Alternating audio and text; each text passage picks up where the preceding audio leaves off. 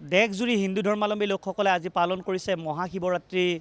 পূজা আৰু দেখিবলৈ পোৱা গৈছে মহাশিৱৰাত্ৰি উপলক্ষে চিপাঝাৰৰ ৰাষ্ট্ৰীয় ঘাইপথৰ সমীপৱৰ্তী নাৰিকলী শিৱ মন্দিৰত ভক্তৰ অগণন ভিৰ এনেধৰণে দেখিবলৈ পোৱা গৈছে পুৱাৰ পৰা ভক্তসকলে এনেধৰণে ভিৰ কৰা পৰিলক্ষিত হৈছে যিহেতু মহাশিৱৰাত্ৰি অনুষ্ঠান এইবেলি চিপাঝাৰৰ নাৰিকলী শিৱ মন্দিৰত দুদিনীয়াকৈ অনুষ্ঠিত কৰা হৈছে আৰু আমি উদ্যোক্তা আছে আমি তেওঁলোকৰ সৈতে কথা পাতিবলৈ যত্ন কৰিছোঁ কেনেধৰণে পূজাভাগ আগবঢ়াই লৈ গৈছে বাৰু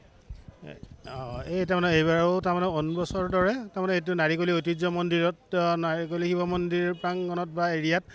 এইটো এটা পূজাটো আৱিৰ্ভাৱ হ'ল তেতিয়াৰ পৰাই 44 বছৰ হ'ল এতিয়া তাৰমানে পূজাটো মানে বহল ভিত্তিত এতিয়া 44তম শিৱৰাত্ৰি পূজা হিচাপে মানে এই বছৰ পালন কৰা হৈছে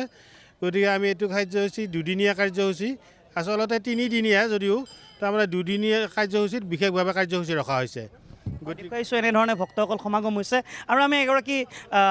ভক্ত আচলতে এই স্থানত উপস্থিত হৈছে আমি তেওঁৰ পৰা জানিবলৈ যত্ন কৰিছোঁ মহাশিৱৰাত্ৰিৰ শুভেচ্ছা জ্ঞাপন কৰিছোঁ কেনেধৰণে আচলতে সাক্ষী গ্ৰহণ কৰিলে আজি ৰাতিপুৱা আহিলোঁ বহুত শুভ দিন আজি সকলোলৈ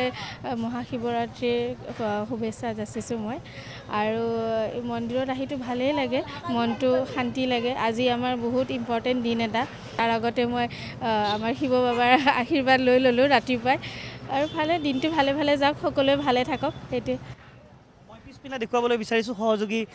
আছলামক আৰু এই কথা পাতিম আন এগৰাকী ব্যক্তি আছে এই মন্দিৰৰ ঐতিহ্য আৰু যথেষ্ট আৰু দেখিবলৈ পোৱা গৈছে যথেষ্টখিনি ভক্তৰ ভিৰ প্ৰায়ে সমাগম হ'বলৈ ধৰি আছে চাওক আমাৰ এই দৰং জিলাৰ আমাৰ যিটো আমাৰ এই নাৰিকলী মন্দিৰৰ যি ঐতিহ্য এই ঐতিহ্যটো ৰাখিবৰ কাৰণে প্ৰতি বছৰে আমাৰ অগণন ভক্ত আহি ইয়াত ভিৰ কৰে আমাৰ এই মহাশিৱৰাত্ৰিৰ দিনা আমাৰ নাৰিকলী মন্দিৰত আমাৰ অগণন ভক্ত আহি আমাৰ ভিৰ কৰে আৰু এই যাতে আমাৰ এই দৰংখনেই নহয় অসমখনে সম্পূৰ্ণ যাতে সকলোৱে শান্তি সমিতিৰে মিলাপ্ৰীতিৰে বাস কৰি থাকিব পাৰে তাৰ কাৰণে আমাৰ সকলোৱে আহি ইয়াত এই নাৰিকলী মন্দিৰৰ আশীৰ্বাদ লয় হয় মই দেখুৱাইছোঁ কিছুসংখ্যক ভক্ত এনেধৰণে সমাগম হোৱা দেখিবলৈ পোৱা গৈছে উল্লেখ কৰিব লাগিব এয়া হৈছে চিপাঝাৰৰ নাৰিকলী শিৱ মন্দিৰৰ বাকৰি আৰু দুদিনীয়াকৈ আয়োজন কৰা এই অনুষ্ঠানত তেওঁলোকে কি কাৰ্যসূচী সংযোজন কৰিছে জানিবলৈ যত্ন কৰিছোঁ কি কাৰ্যসূচী আছে জয়তে মই প্ৰতিদিন সাংবাদিক গোষ্ঠীলৈ মই ধন্যবাদ জ্ঞাপন কৰিছোঁ আমি 44তম এই ঐতিহ্য মন্দিৰ নাৰিকলী শিৱ মন্দিৰত বিভিন্ন ধৰণৰ কাৰ্যসূচীৰে আমি এই কাৰ্যসূচীটা আৰম্ভণি কৰিছোঁ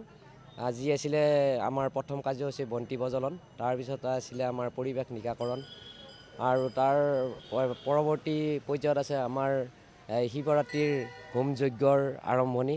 এনেকুৱা কাৰ্যসূচীৰে আমি চলাই নিবলৈ আৰম্ভণি কৰিছোঁ এতিয়া ভক্তপ্ৰাণ ৰাইজ আহিছে আমি যথেষ্ট তেওঁলোকৰ কাৰণে কিমানখিনি সহায় সহযোগ কৰিব পাৰোঁ সেই চেষ্টা কৰি আছোঁ